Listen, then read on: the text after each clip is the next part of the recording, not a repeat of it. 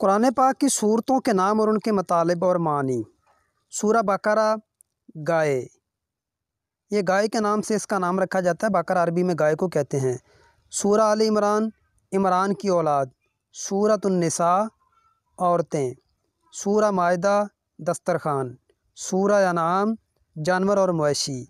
سورہ اعراف، بلندیاں۔ سورہ انفال، اموال غنیمت۔ سورہ توبہ یعنی کہ معافی۔ یونس ایک پیغمبر کا نام ہے۔ سورہ ہود ایک پیغمبر کا نام ہے۔ سورہ یوسف ایک پیغمبر پہ نام پہ سورت کا نام ہے۔ سورۃ الرعد بادل کی گرج اور چمک کے نام پہ سورت کا نام ہے۔ سورہ ابراہیم حضرت ابراہیم علیہ السلام کے نام پہ سورت کا نام ہے۔ سورۃ الحجر ایک مقام کا نام ہے۔ سورہ نحل شہد کی مکھی پہ سورت کا نام ہے۔ سورہ بنی اسرائیل حضرت یعقوب علیہ السلام کی اولاد، یہ حضرت یعقوب علیہ السلام کا لقب تھا بنی اسرائیل، اور اسی کے نام پہ یہ سورت کا نام ہے۔ سورہ کہف غار ہے، اصحاب کہف کا قصہ مشہور ہے، اور چونکہ سورت کے اندر اصحاب کہف کا ذکر ہے اسی لیے اس کو سورہ کہف کہا جاتا ہے۔ سورہ مریم عیسیٰ علیہ السلام کی والدہ کا نام ہے، یہ حضرت مریم علیہ السلام کا ذکر ہے چونکہ سورت میں، اور انہی کے نام پہ سورت کا نام رکھا گیا ہے۔ سورہ طٰہٰ یہ حروف مقطعات میں سے ایک حروف ہے جس کے نام پہ یہ سورت ہے۔ سورہ انبیاء اللہ کے پیغمبر، انبیاء نبی کی جمع ہے، اس میں کافی سارے انبیاء کا ذکر ہے، اسی لیے سورت کا نام سورہ انبیاء رکھا گیا ہے۔ سورہ حج زیارت، حج کا ذکر ہے اس سورت میں، اسی لیے اس کو حج کہتے ہیں۔ حج کا لغوی معنی ہوتا ہے زیارت کا ارادہ کرنا، زیارت، قصد کرنا۔ سورہ مومنون ایمان والے لوگ۔ سورہ نور روشنی۔ سورہ فرقان حق و باطل میں امتیاز کرنے والی چیز۔ سورہ شعراء شاعر کی جمع ہے۔ سورہ نمل چیونٹی ہے، اس میں حضرت سلیمان علیہ السلام اور ایک چیونٹی کا مشہور واقعہ ہے، اور اسی نام پہ چیونٹی کے نام پہ سورت کا نام رکھا گیا ہے سورہ نمل۔ سورہ قصص قصے اور سچے واقعات، کہانیاں۔ سورہ عنکبوت مکڑی، اس میں مکڑی کے جالے کا ذکر ہے، تو اسی نام پہ مکڑی کے نام پہ اس کا سورت کا نام رکھا گیا ہے، مکڑی کو عربی میں عنکبوت کہتے ہیں۔ سورہ روم یہ مشہور ملک روم ہے جس میں ذکر ہے رومیوں کی جنگ کا، تو اسی لیے سورت کا نام سورہ روم رکھا گیا ہے ایک علاقے کے نام پہ۔ سورہ لقمان ایک صالح بزرگ کا نام ہے، حضرت لقمان علیہ السلام کا نام ہے، جہاں ان کا ذکر ہے، ان کے واقعات بیان کیے گئے ہیں، اپنے بیٹے کو جو نصیحتیں کرتے ہیں۔ سورہ سجدہ جھکنا، سجدہ کرنا۔ سورہ احزاب یہ احزاب حزب کی جمع، اس کا معنی گروہ، تو اس کا نام اس لیے رکھا گیا ہے کہ اس میں جنگ خندق، جنگ احزاب کا ذکر ہے کہ جب مدینہ کے اوپر تمام لوگوں نے کٹھ جوڑ کر کے تمام قسم کے گروہوں کو اکٹھا کر کے مدینہ کو اور مسلمانوں کو ختم کرنے کا ارادہ کیا تھا، تو تمام قسم کے حزب اور گروہ لے کے مدینہ کی طرف چڑھائی کر دی تھی، تو وہ سارا واقعہ اس میں ذکر ہے، اسی لیے سورت کا نام سورہ احزاب پڑ گیا ہے۔ سورہ سبا یہ ایک قوم ہے، یہ ملکہ بلقیس کا جس میں ذکر ہے کہ سبا حضرت ہود علیہ السلام، وہ جو ہدہد تھا حضرت سلیمان علیہ السلام کا جو پرندہ تھا، تو وہ سبا شہر سے کہتے تھے کہ یہ تو من صابئن بنابئن یقین، کہ میں سبا شہر سے ایک بہترین اور یقینی خبر لے کے آیا ہوں جہاں ملکہ بلقیس کی حکومت تھی، تو اسی شہر اور قوم کی نسبت کی وجہ سے اس سورت کا نام سورہ سبا رکھا گیا ہے۔ سورہ فاطر پیدا کرنے والا۔ سورہ یاسین یہ حروف مقطعات میں سے حروف ہیں، اور اسی نام پہ اس کا نام رکھا گیا ہے۔ سورہ صافات صف بستہ ہونا، اس میں جہاد کا ذکر ہے، صف بستہ ہو کے لڑتے ہیں مومن، اسی وجہ سے اس کا نام سورہ صافات رکھا گیا ہے۔ سورہ سعاد یہ حروف تہجی میں سے، حروف مقطعات میں سے ایک حروف ہے۔ اور سورہ زمر گروہ در گروہ، تو اس میں جو کچھ لوگ گروہوں کا ذکر ہے کہ ایک گروہ جنت میں جائے گا، فرشتے اس کا استقبال کریں گے، اور ایک گروہ جو ہے وہ جہنم میں جائے گا، اس کا ذکر ہے، تو چونکہ اس میں دو گروہوں کا ذکر ہے اس لیے یہ اس کا نام سورہ زمر رکھا گیا ہے۔ سورہ مومن ایمان والا۔ سورہ حامیم یہ حروف مقطعات میں سے حروف ہیں، اسی نام پہ اس کا نام رکھا گیا ہے۔ سورہ شعراء سوال اور مشورہ، صلاح اور مشورہ، چونکہ اس میں وامرہم شورا بینہم کا ذکر ہے کہ مسلمان اور مومن جب آپس میں کوئی بات چیت کرتے ہیں تو مشورے سے کرتے ہیں، چونکہ اس میں مشورہ کرنے کا ذکر ہے، اسی وجہ سے اس صورت کا نام سورہ شورا رکھا گیا ہے۔ سورہ زخرف، سونا، زخرف کا معنی سونا ہوتا ہے۔ سورہ دخان، دھواں، دھوئیں کا ذکر ہے، قیامت کی علامتیں ہیں اس میں، تو قرب قیامت جو دھواں ظاہر ہوگا تو اسی کا ذکر ہے اس میں، اسی وجہ سے اس کا نام سورہ دخان یعنی دھوئیں والی سورہ جس میں دھوئیں کا ذکر ہے واقع ہے، نام رکھا گیا سورہ دخان۔ سورہ جاسیہ، گھٹنوں کے بل گرے ہوئے ہونا۔ سورہ الاحقاف ایک جگہ کا نام ہے، یہ جگہ کے نام پہ سورت کا نام رکھا گیا۔ سورہ محمد، یہ حضرت محمد صلی اللہ علیہ وسلم کے نام پہ سورت کا نام رکھا گیا ہے۔ سورہ فتح، جیت اور کامیابی، یہ اصل میں اس کے پیچھے کا لابی ہے کہ جب صلح حدیبیہ کے وقت مسلمان مکہ میں عمرہ کرنے کے لیے جا رہے تھے تو روک دیا گیا تھا، تو اس میں اس کا ذکر ہے۔ اگرچہ مسلمان وقتی طور پہ کافروں کی شرائط مان کے واپس آئے تھے، لیکن اللہ تعالیٰ نے اس کو فتح عظیم کے ساتھ لقب دیا تھا کہ اگرچہ آج آپ نے کافروں کی جو بات مان کے اور صلح کر لی ہے، لیکن آپ کی بہت بڑی فتح ہے کہ انشاءاللہ آئندہ سال آپ جو ہے نا وہ اس میں داخل ہو جائیں گے۔ تو اس میں مسلمانوں کی فتح کا ذکر ہے، اس لیے اس سورت کا نام سورہ فتح رکھا گیا ہے۔ سورہ حجرات، حجرے اور کمرے، تو یہ حجرے اور کمروں کے نام پہ اس سورت کا نام ہے۔ سورہ کاف، یہ حروف مقطعات میں سے ایک حروف ہے، حروف تہجی ہے۔ سورہ زاریات، گرد اڑانے والی ہوا، اس میں ہواؤں کا ذکر ہے۔ سورہ زاریات ہواؤں کو کہتے ہیں، اسی وجہ سے اس کا نام رکھا گیا ہے۔ سورہ طور، یہ ایک پہاڑ کا نام ہے، تو طور پہاڑ کا ذکر حضرت موسیٰ علیہ السلام کے ساتھ آتا ہے۔ کوہ طور پہ جب ان کو کتاب ملی ہے، گئے، اللہ تعالیٰ سے ملاقات کا، ہم کلام ہونے کا شرف حاصل ہوا ہے، تو باقی یہ سارا واقعہ ہے اس میں سورہ طور کے اندر موسیٰ علیہ السلام کا، یہ کوہ طور کے نام پہ اس سورت کا نام رکھا گیا ہے۔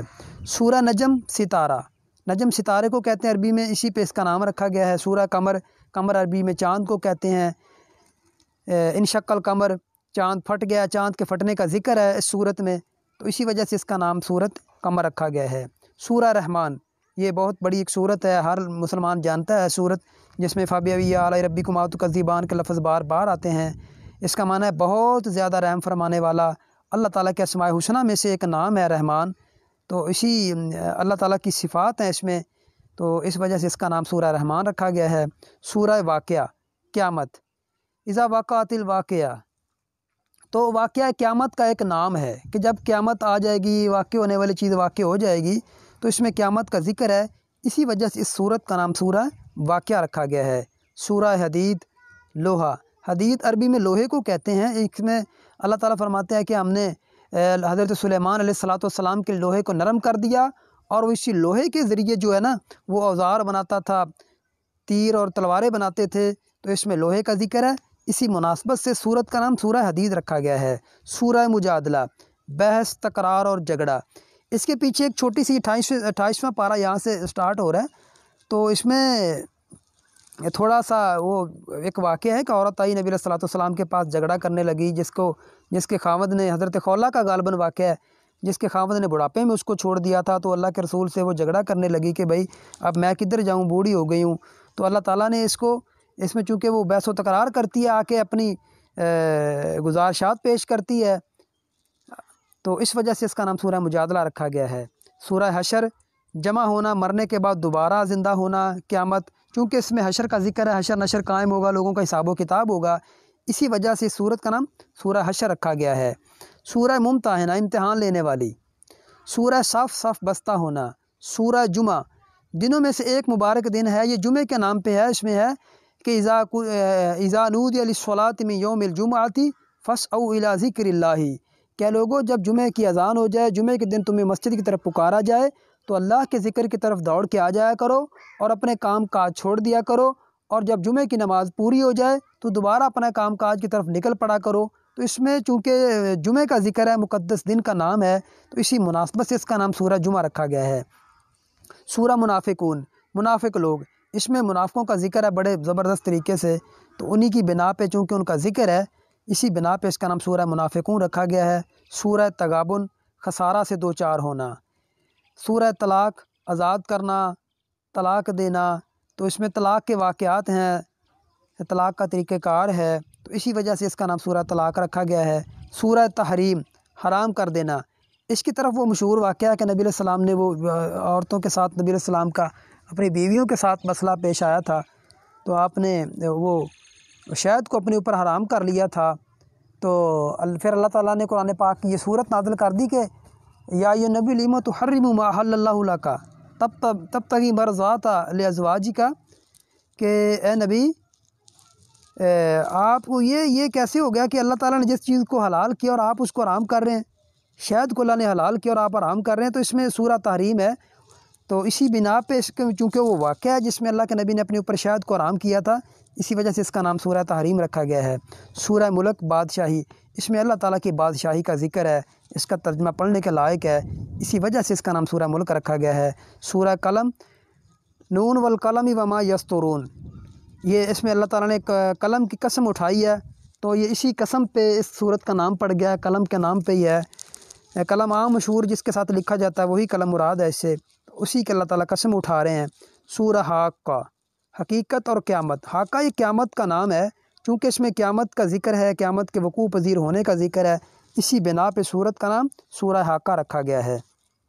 سورہ معارج، بلندیاں، چڑھنا اوپر، سیڑھی کہتے ہیں، معارج سیڑھی کو کہتے ہیں۔ سورہ نوح، یہ حضرت نوح علیہ السلام کے نام پہ سورت کا نام ہے، چونکہ اس میں حضرت نوح علیہ السلام کا تذکرہ ہے کہ اس کی قوم وہ بتوں کی پوجا کرتے تھے، 5 بت تھے۔ نوح علیہ السلام کی تبلیغ کا ذکر ہے، تو 950 سال واز کیا، دن رات واز کیا، لیکن قوم نے حضرت نوح علیہ السلام کی نافرمانی کی، تو یہ سارے کا سارا واقعہ حضرت نوح علیہ السلام کا اس میں ذکر ہے، اسی بنا پہ اس کا نام ہی سورہ نوح رکھا گیا ہے۔ سورہ جن، آگ سے پیدا کردہ ایک مخلوق، یہ مشہور جن اور انسان، یہ وہی جن مراد ہیں جو انسانوں کے مقابلے میں اللہ تعالیٰ نے پیدا کیے ہیں، تو اس میں جنوں کا ذکر ہے، جنوں کے گروہ کا ذکر ہے جنہوں نے قرآن پاک کی آیت کو تلاوت سنی تھی فجر کی نماز میں اور مسلمان ہو گئے تھے، اور وعدہ کر کے گئے تھے اللہ کے نبی سے کہ ہم جب اپنے علاقے میں جائیں گے تو وہاں جا کے تبلیغ کریں گے، یہ وہی سورہ جن ہے، اور جنوں کے نام پہ اس کا نام رکھا گیا ہے۔ سورہ مزمل، چادر لپیٹنے والا، یہ اللہ کے نبی صلی اللہ علیہ وسلم کا نام بھی ہے، نبی علیہ السلام کا صفاتی نام ہے، تو چادر، کمبل اوڑھنے والا جس کو کہا جاتا ہے۔ اور سورہ مدثر، یہ دونوں چادر اوڑھنے والا، چادر لپیٹنے والا، یہ دونوں اللہ کے نبی صلی اللہ علیہ وسلم کے نام ہے، صفاتی نام ہے، اور اللہ کے نبی صلی اللہ علیہ وسلم کو یا ایھا المزمل اور یا ایھا المدثر کے نام پہ پکارا گیا تھا، تو اسی بنا پہ ان صورتوں کا نام سورہ مزمل اور سورہ مدثر رکھا گیا ہے۔ سورہ قیامہ، یقیناً قائم ہونے والی یعنی قیامت، اس میں چونکہ قیامت کا ذکر ہے تو اسی وجہ سے اس کا نام سورہ قیامہ رکھا گیا۔ سورہ دہر، دہر زمانے کو بھی کہتے ہیں، هل أتى على الإنسان حين من الدهر لم يكن شيئا مذكورا، کیا انسان کے اوپر ایسا وقت نہیں آیا کہ جب انسان کچھ بھی نہیں تھا؟ تو یہ وقت اور زمانے کو کہا جاتا ہے، بنی آدم بھی اس کا معنی ہے، لیکن زیادہ جو مشہور ہے وہ یہی ہے کہ اس کا معنی وقت اور زمانہ ہے۔ سورہ مرسلات، ہوائیں، یہ اللہ تعالیٰ کی بھیجی ہوئی ہواؤں کا ذکر ہے اس میں، اسی بنا پہ اس کا نام سورہ مرسلات رکھا گیا ہے۔ سورہ نابہ، اہم خبریں، اما یتساءلون عن النبأ العظیم، 30واں پارہ شروع ہو رہا ہے کہ کیا کس چیز کے بارے میں آپ سے سوال کرتے ہیں، ایک بہت بڑی خبر ہے، یعنی قیامت کی خبر تھی، تو اسی بنا پہ چونکہ اہم خبر، اس میں خبر کا ذکر ہے، اسی بنا پہ اس کا نام سورہ نابہ رکھا گیا ہے۔ سورہ نازعات، کھینچنے والیاں، ہوا کی صفت ہے، یہ نازعات اس میں ہواؤں کا ذکر ہے، والنازعات غرقا والناشطات نشطا والسابحات سبحا، ہواؤں کا ذکر ہے، اسی بنا پہ اس سورت کا نام سورہ نازعات رکھا گیا ہے۔ سورہ عبس، تیوری چڑھانا اور ماتھے پہ بل ڈال لینا، شکن ڈال لینا، یہ اس میں مشہور صحابی حضرت عبداللہ بن ام مکتوم کا ذکر ہے کہ جب نبی اکرم صلی اللہ علیہ وسلم کے پاس وہ کفار آئے ہوئے تھے، آپ ان کے ساتھ بیٹھے کو میٹنگ کر رہے تھے، تو یہ نابینا صحابی حضرت عبداللہ بن ام مکتوم آئے تھے، تو اللہ کے نبی صلی اللہ علیہ وسلم کی پیشانی پہ تھوڑے سے ایسے کوئی آثار نمودار ہو گئے کہ یار چلو اگر تھوڑی دیر یہ نہ آتا میں ان سے بات کر لیتا، حالانکہ ان سے بھی اللہ کے نبی اسلام کی بات کر رہے تھے۔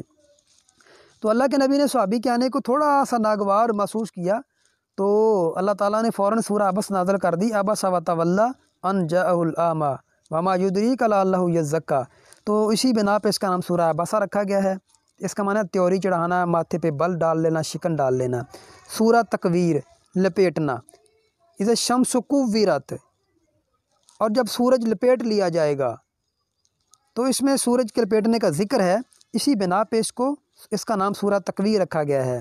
سورۃ الانفطار، دراڑ پٹ جانا، پھٹ جانا، اذا السماء انفطرت، اور جب آسمان پھٹ جائے گا، ٹھیک ہے، تو آسمان کے پھٹنے کے بنا پہ یہ قیامت کی نشانیاں ہیں، تکویر، سورج کا لپیٹا جانا، اور آسمان کا پھٹ جانا، سماؤن فطرت، آسمان کا پھٹ جانا، تو اسی بنا پہ سورت کا نام سورہ انفطار رکھا گیا ہے۔ سورۃ المطففین، ناپ تول میں کمی کرنا۔ یہ حضرت شعیب علیہ السلام کی قوم تھی جو ناپ تول میں کمی کرتی تھی، تو اللہ تعالیٰ نے ان کے نام پہ ایک صورت بنا دی۔ ان کی بدنامی کے لیے اتنا ہی کافی ہے کہ ساری قیامت تک لوگ قرآن پاک پڑھتے رہیں گے، اور ان کی جو بد خصلت ہے مطففین، جو ناپ تول میں کمی کرتے تھے، تو لوگ اس کو پڑھتے رہیں گے۔ مطففین ناپ تول میں کمی کرنے والے۔ سورۃ الانشقاق، شق ہو جانا، پھٹ جانا، جیسے سما انشقت، اور جب آسمان پھٹ جائے گا، شق ہو جائے گا، ٹکڑے ہو جائے گا، تو آسمان کے پھٹنے کا ذکر ہے اس میں۔ اسی بنا پہ سورت کا نام سورہ انشقاق رکھا گیا ہے۔ سورۃ البروج، آسمانی برج، والسماء ذات البروج والیوم الموعود، اس میں اصحاب بروج کا ذکر ہے۔ وہ ایک جادوگر اور بچے والا جو واقعہ سارا اسی سورت کے منحصر ہے کہ یہ لوگ ایک بچے پہ ایمان لے آئے تھے جو اسلام کی دعوت دیتا تھا، اور بادشاہ اپنے آپ کو رب کہلواتا تھا، اس پہ ایمان نہیں لائے تھے۔ سورۃ الطارق، چمکتا ہوا تارا۔ سورۃ الاعلیٰ، اعلیٰ اس کا معنی اعلیٰ ہے۔ سبح اسم ربک الاعلیٰ، اپنے رب کے تسبیح بیان کرو جو جس رب کا نام بہت اعلیٰ اور بلند و بالا ہے۔ تو یہ جمعہ کے دن جو صورتیں تلاوت کی جاتی ہیں انہی میں سے سورۃ اعلیٰ ہے، تو اس کا نام ہے بلند و بالا۔ اپنے رب کے نام کا ذکر کرو جو بلند و بالا ہے۔ سورۃ الغاشیہ، آنے والی آفت۔ هل اتاک حدیث الغاشیہ، کہ آپ کے پاس وہ ڈھانپ دینے والی چیز کی خبر نہیں پہنچی؟ تو اس سے مراد غاشیہ یہ بھی قیامت کا نام ہے۔ غاشیہ ڈھانپنے والی چیز ہے۔ سورۃ الفجر، فجر، والفجر والیال عشر، اللہ نے فجر کے وقت کی قسم اٹھایا ہی، والفجر والیال عشر، مجھے فجر کی قسم ہے اور 10 راتوں کی قسم ہے۔ تو اللہ تعالیٰ نے قسمیں اٹھا کے فجر کے وقت کی قسم اٹھا کے آگے ذکر کیا، اسی بنا پہ سورت کا نام سورہ فجر پڑ گیا ہے۔ سورہ بلد، یہ شہر کا نام ہے۔ لا اقسم بہذا البلد، میں اس شہر کی قسم اٹھاتا ہوں۔ اللہ تعالیٰ نے اپنے نبی کے شہر مکہ کی قسم اٹھائی ہے، تو اسی بلد چونکہ شہر کو کہتے ہیں، تو اسی بنا پہ سورت کا نام سورہ بلد رکھا گیا ہے۔ سورۃ الشمس، شمس کہتے ہیں سورج کو۔ والشمس وضحاها، قسمیں اٹھائیں اللہ تعالیٰ نے سورت میں کہ مجھے سورج کی قسم ہے، اس کی روشنی کی قسم ہے۔ تو چونکہ اس میں سورج کا ذکر ہے، سورج کے نام کی قسم اٹھائی گئی ہے، اسی بنا پہ اللہ تعالیٰ نے اس کا نام سورہ شمس رکھا ہے۔ سورۃ اللیل، لیل اس میں رات کا ذکر ہے، اللہ تعالیٰ نے رات کی قسم اٹھائی ہے، تو اسی بنا پہ اس کا نام سورۃ اللیل پڑ گیا ہے۔ سورۃ الضحیٰ، دن کو اجالا، والضحیٰ واللیل اذا سجا، یہاں بھی اللہ تعالیٰ نے صبح کے وقت کی قسم اٹھائی ہے، تو ضحیٰ صبح کے وقت کو کہتے ہیں، اسی بنا پہ سورت کا نام سورہ والضحیٰ ہے۔ سورۃ الشرح، علم نشرح، تو سکون اور قلب ہے، علم نشرح لک صدرک، کیا ہم نے تیرا سینہ کھول نہیں دیا؟ تو چونکہ نبی کے سینے کے کھولنے کا ذکر ہے، اور شرح صدر کہتے ہیں سینے کا کھل جانا، اسی بنا پہ سورت کا نام سورہ علم نشرح ہے۔ سورۃ التین، یہ انجیر کا درخت ہے، والتین والزیتون، مجھے انجیر کے درخت کی قسم ہے، زیتون کی قسم ہے، وطور سین، پہاڑ کی قسم ہے۔ تو اللہ نے قسمیں اٹھا کے انسان، لقد خلقنا الانسان فی احسن تقویم، کہ میں نے انسان کو بہترین شکل و صورت میں پیدا کیا ہے، تو اللہ نے یہاں انجیر کے درخت کی قسم اٹھائی ہے۔ اسی تین عربی میں انجیر کو کہتے ہیں، اسی بنا پہ سورت کا نام سورہ تین ہے۔ سورہ علق، جمع ہوا خون، تو اس میں انسان کی پیدائش کا ذکر ہے، علق کہتے ہیں جمع ہوئے خون کو، تو اسی بنا پہ اس کا نام سورہ علق ہے۔ سورۃ القدر، قدر کہتے ہیں عزت والی اور قدر والی رات، عظمت والی رات۔ لیلۃ القدر خیر من الف شہر، انا انزلناہ فی لیلۃ القدر، بے شک ہم نے اس کو قرآن کو قدر والی رات میں نازل کیا ہے، یعنی رمضان المبارک میں جو طا کر آتے ہیں نا، ان میں سے ایک قدر والی رات ہے، اسی بنا پہ اس کا نام سورۃ القدر ہے۔ سورۃ البیان، واضح قسم، اور سورۃ الزلزال، زلزلہ، اذا زلزلت الارض زلزالہا، اور جب زمین کو اچھی طرح زبردست طریقے سے ہلا دیا جائے گا، تو اس میں زمین کے ہلانے کا ذکر ہے، زلزلے کا ذکر ہے، اسی بنا پہ سورت کا نام سورہ زلزال ہے۔ سورۃ العادیات، سرپٹ دوڑنے والے گھوڑے، والعادیات ضبحا، والموریات قدحا، والموریات قدحا، فالمغیرات صبحا۔ تو اس میں اللہ تعالیٰ نے میدان جہاد میں جو سرپٹ گھوڑے دوڑتے ہیں تو ان کی قسم اٹھائی ہے۔ میدان جہاد میں دوڑنے والے گھوڑوں کو کہتے ہیں عادیات، تو اسی بنا پہ اس کا نام سورہ عادیات ہے۔ سورۃ القاریہ، کھڑکھڑانے والی، یہ قیامت کا ایک نام ہے۔ القاریۃ ما القاریہ، کھٹکھٹانے والی، کیا ہے کھٹکھٹانے والی؟ وما ادراک ما القاریہ یوم یکون الناس کالفراش المبثوث، تو یہ قیامت کا نام ہے، ہولناکیوں کا ذکر ہے، اسی بنا پہ سورت کا نام سورہ قاریہ رکھا گیا ہے۔ سورۃ التکاثر، کثرت کی خواہش، الہاکم التکاثر، اللہ فرماتے ہیں اور تمہیں مال کی کثرت نے غافل کر دیا ہے۔ ہر انسان مال جمع کرنے میں لگا ہوا ہے اور اللہ کی عبادات سے غافل ہے۔ تو تکاثر کہتے ہیں مال کی کثرت، زیادہ کی خواہش کرنا۔ تو ہر انسان مال کی خواہش میں، زیادہ کی خواہش میں وہ غافل ہے اللہ تعالیٰ کے ذکر سے، اسی بنا پہ اس کا نام سورہ تکاثر ہے۔ سورۃ العصر، دور عصر، عصر کے والعصر ان الانسان لفی خسر، مجھے زمانے کی قسم ہے یا عصر کے وقت کی قسم ہے، انسان خسارے میں ہے۔ چونکہ زمانہ وقت کو کہتے ہیں، عصر وقت کو کہتے ہیں، زمانے کو کہتے ہیں، اسی بنا پہ سورت کا نام سورہ عصر ہے۔ سورۃ الہمزہ، عیب جوئی والا، ویل لکل ہمزۃ لمزہ، ہلاکت ہے ہر عیب کرنے والے کے لیے، جو عیب لوگوں کے عیب کرتا ہے، غیبت کرتا ہے، چغلیاں کرتا ہے، عیب ٹٹولتا ہے، نقص تلاش کرتا ہے، تو اس وجہ سے اس کا نام ہے عیب تلاش کرنے والے کے حوالے سے ہمزہ نام رکھا گیا۔ سورۃ الفیل، ہاتھی، تو الم تری کیف فعل ربک باصحاب الفیل، اس میں اصحاب الفیل کا ذکر ہے، جو نبی اکرم صلی اللہ علیہ وسلم کی پیدائش سے تقریباً 1.5-2 ماہ پہلے یہ واقعہ پیش آیا تھا کہ ابرا کافر ہاتھی لے کے، ہاتھیوں کا لشکر لے کے بیت اللہ کو گرانے آ گیا تھا۔ تو اللہ تعالیٰ نے پھر پرندوں کا لشکر بھیجا اور وہ کینکریاں برساتے تھے اور ان کے ہاتھیوں کا لشکر کو تباہ و برباد کر دیا تھا۔ تو یہ اس میں واقعہ سارا، تو فیل عربی میں ہاتھی کو کہتے ہیں چونکہ اس میں ہاتھیوں کا ذکر ہے، اسی بنا پہ اس کو سورہ فیل کہا جاتا ہے۔ سورۃ القریش، قریش، اس میں قریش کو جو سہولتیں اللہ تعالیٰ نے دی تھی، ان کے اوپر جو انعامات دیے تھے اس کا ذکر ہے، اسی بنا پہ اس کا نام سورہ قریش ہے۔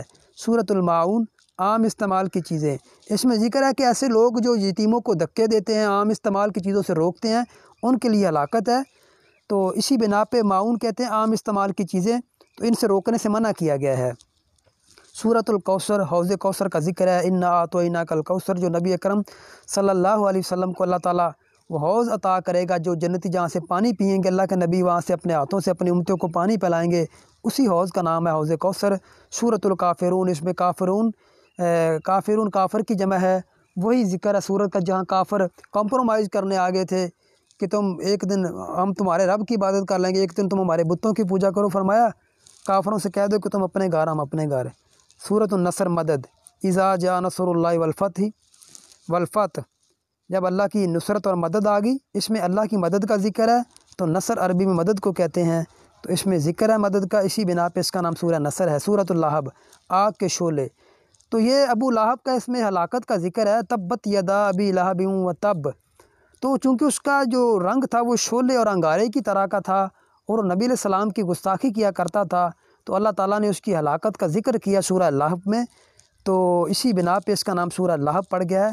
تو اس کا نام ابو لہب تھا، اس کے نام پہ سورت ہے، اور لہب کے معنی انگارے ہوتے ہیں۔ سورۃ الاخلاص، وحدانیت ہے، اس میں اللہ تعالیٰ کی توحید ہے، اللہ تعالیٰ کو ایک ماننے کا ذکر ہے، مخلص ہو جانے کا ذکر ہے، تو اسی بنا پہ اس کا نام سورہ اخلاص پڑ گیا۔ سورۃ الفلق، صبح، قل اعوذ برب الفلق، کہہ دیجئے میں صبح کے رب کے پناہ میں آتا ہوں۔